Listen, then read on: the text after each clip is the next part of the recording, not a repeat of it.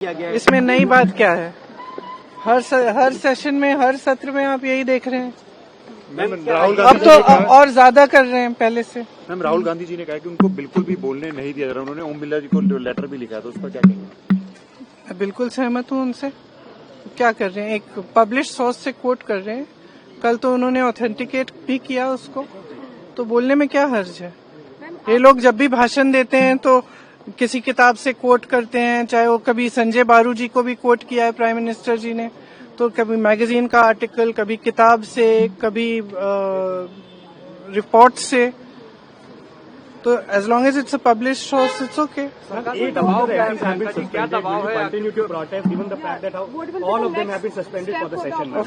Of course, because please understand, this is not just a case of the leader of the opposition not being allowed to speak. This is a fundamental issue of democracy and of the way the parliament works. ये जो संसद है, ये मंदिर है लोकतंत्र का।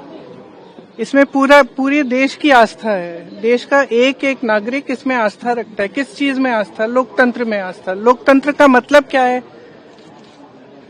कि सबका एक्सप्रेशन होना चाहिए, जो भी है उसकी चर्चा करनी चाहिए। और ये परंपरा भी रही है। ऐसे कोई बात नहीं है कि कभी चाइना पे चर्चा नहीं हुई है, कभी फॉरेन अफेयर्स पे चर्चा नहीं हुई है, कभी पाकिस्तान पे चर्चा नहीं हुई है। इन चीजों पे चर्चा हुई है, हमेशा खुल के हुई है। और चाहे विपक्ष हो, चाहे सरकार हो, सबने अपना पक्ष रखा है। तो अपना पक्ष रखने में क्या मुश्किल है? ये लोग डर रहे हैं कि क्या बातें निकलने वाली हैं, बस ये डर रहे हैं। उन्होंने इस पुस्तक को प्रकाशित होने नहीं दिया है, जहां तक मेरी जानकारी है।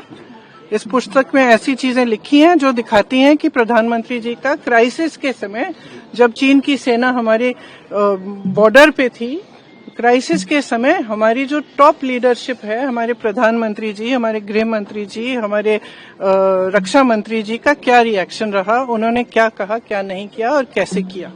तो एक तो ये बहुत स्पष्ट दिख रहा है कि इनका और इनकी सरकार का चरित्र क्या है, कि जब देश पे हमला हो रहा है, देश के बॉर्डर पे चाइना के ट्रूप्स आ रहे हैं, तब इनका क्या रिएक्शन रहा, ये स्पष्ट है। दूसरी बात ये है कि एप्स्टीन की फाइलें निकली हुई हैं, उसमें तमाम चीजें हैं कि किस तरह से सरकार ने उनको कांटेक्ट किया। वो कन्विक्टेड सेक्स ट्रैफिकर हैं, कन्विक्टेड चाइल्ड सेक्स ऑफेंडर हैं, तो उनका क्या इस्तेमाल हो रहा था, उनके द्वारा सरकार क्या चर्चा करने जा रही थी अमेरिका की सरकार के साथ, ये सब चीजें हैं। अब ये भी ऑथेंटिकेटेड डॉक्यूमेंट्स हैं, यूएस डिपार्टमेंट ऑफ जस्टिस के डॉक्यूमेंट्स हैं। तो अगर इन चीजों पे चर्चा नहीं होगी इस सदन में, तो फिर किस पे होगी?